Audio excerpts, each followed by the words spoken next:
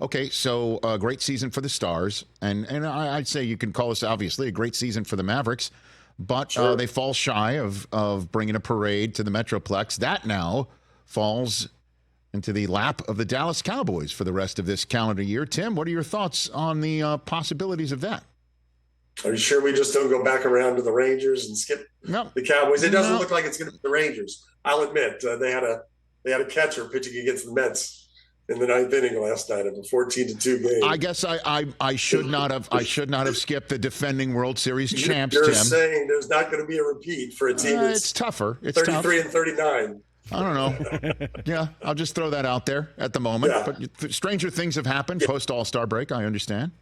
But the real question to your point is, Rangers won a title. Mavs and Stars have been to conference finals, 2 each the last two or 3 years. Cowboys, it's been 28 years since that NFC Championship trip. You know, I've been a columnist for 26 years, and I said maybe I'll do this long enough to cover an NFC Championship game that has the Cowboys in it. I don't know. I may not make it that far. I wouldn't predict it this year. They don't seem like a team that is all in or that has rebuilt their roster in any way to get better. They're going to depend on other teams' mishaps. Philadelphia continuing to flounder, although I think Philadelphia at least showed after their season they were serious about what went wrong. Changed both coordinators. Seemed to have a pretty great draft. Seemed to make good moves. Cowboys seem to pretend like going 12-5 is all that matters, and they think they're going to continue to do it without adding pieces other than the draft. So I think it's very, very tough. On top of all that, you've got the situation. CeeDee Lamb needs a contract. Dak needs a contract. Micah Parsons is a year away from needing a contract. Mike McCarthy needs a contract. That's a lot of people to be on the line when you haven't really added to the depth chart.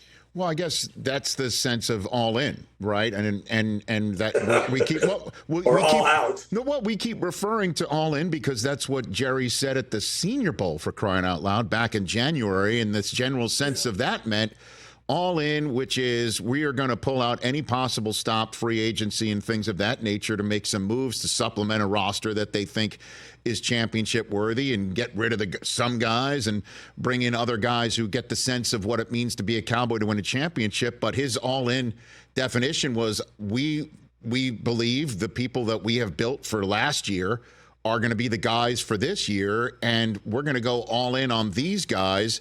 And they are going to have to prove it 1 year to stay, to get more years. And I've never really heard of an all-in definition like that. To me, Tim, one of the stories of the 2024 NFL season is going to be the way that the Jones family, or Jerry in particular, handled being one and done by the Green Bay Packers.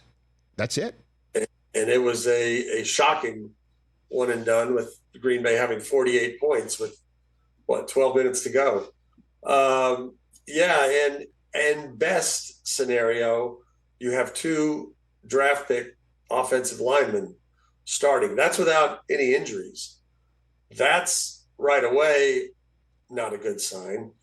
You don't have Tony Pollard. I don't have any understanding what the Zeke thing is all about. He can't possibly be a featured back, and I'm not sure he can be anything significantly helpful, but we'll see about that. They didn't go out and they went out and got Eric Kendricks. Mike Zimmer brought in Eric Kendricks, who didn't seem to really like Mike Zimmer at the end of his time in Minnesota. So that's an interesting mix. That's their free agency haul. So unless they had the greatest draft of the last 10 years, I have a hard time seeing how this team is better than Detroit and better even than Philadelphia, and certainly not better than San Francisco, and how they've caught Green Bay and all the other teams in the NFC that seem to be moving on. Catch the Rich Eisen Show every single day on the Roku channel, 12 to 3 Eastern, for free.